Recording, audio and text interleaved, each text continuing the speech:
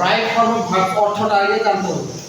Right অর্থ সঠিক, form মানে গঠন, এবং ভার্ব শব্দের অর্থ হচ্ছে ক্রিয়া, ক্রিয়ার সঠিক গঠন। তো ক্রিয়ার কি কি গঠন আছে এগুলো আমাদের জানতে হবে, এবং তারপর কোন নিয়ম অনুযায়ী কোন জায়গায় কোন রূপটা বলবে সেটা জানতে পারলেই রাইট ফর্ম ভার্ব একদম সহজ হয়ে যাবে। তো দেখো প্রথমে হচ্ছে ভার্বের বেস ফর্ম। বেস মানে হচ্ছে উৎপত্তি বা ভিত্তি, যেখান থেকে একটা ভার্বের জন্ম।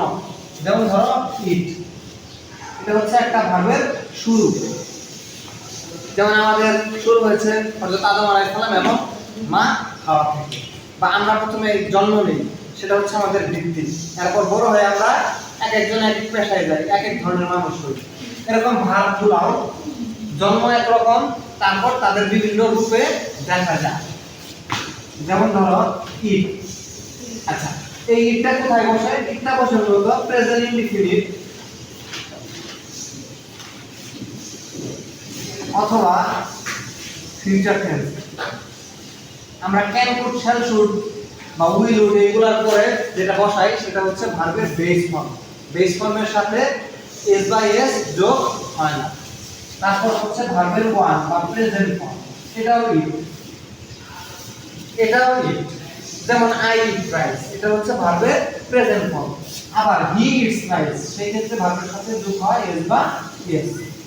তার মানে এটা হচ্ছে প্রেজেন্ট ইনডিফিনিট টেন্সে শুধুমাত্র বসে।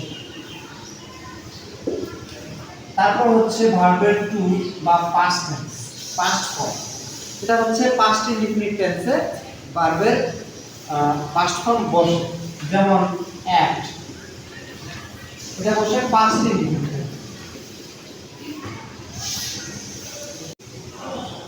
এরপর রয়েছে ভার্ব থ্রি বা ভার্বের পাস্ট পার্টিসিপল, যেমন ইটেন।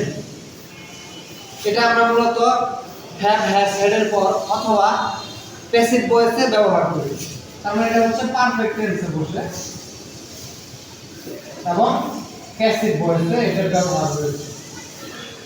তারপর হলো ভার্বের ফোর বা প্রেজেন্ট পার্টিসিপল। ভার্বের সাথে আমরা কন্টিনিউয়াস টেন্সে আইএনজি যোগ করি, বা ভার্বের সাথে যে আইএনজি যোগ করা হয় সেটাকে বলা হয় ভার্বের ফোর। যেমন ইটিং, এটা দ্বারা একটা চলমান কাজকে বোঝায়, তাহলে এটা হচ্ছে কন্টিনিউয়াস। তো এখন আমরা বুঝবো ইনফিনিটিভ সম্পর্কে, যেটা হচ্ছে ভার্বের ফাইভ। এটাকে আবার বলা হয় ইনফিনিটিভ। যেমন টু যুক্ত ভার্ব, টু এর পরে আমরা জানি ভার্বের প্রেজেন্ট ফর্ম মানে বেস ফর্ম। যেমন টু ইট, এরকম টু যুক্ত বেস ফর্মকে ইনফিনিটিভ বলা হয়। এটা অনেক ক্ষেত্রে নাউন হিসেবে বসে, যেমন টু ইট ইজ নেসেসারি বা I have to eat rice, এরকম এগুলা প্রেজেন্ট টেন্সে বসে। আবার বিভিন্ন সময় এই শব্দটা নাউন হিসেবে বসে, কখনো অ্যাডজেক্টিভ হিসেবে বসে, কখনো অ্যাডভার্ব হিসেবেও বসে।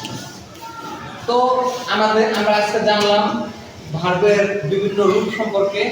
আগামী ক্লাসে বা পরবর্তী ভিডিওতে ইনশাআল্লাহ আমরা জানবো কি কি থাকলে বা কোন নিয়মে আমাদের কোন ফর্মটি বসাতে হবে। আসলে এটা জানলেই আর কোনো কিছু লাগে না, ভার্ব খুবই সহজ।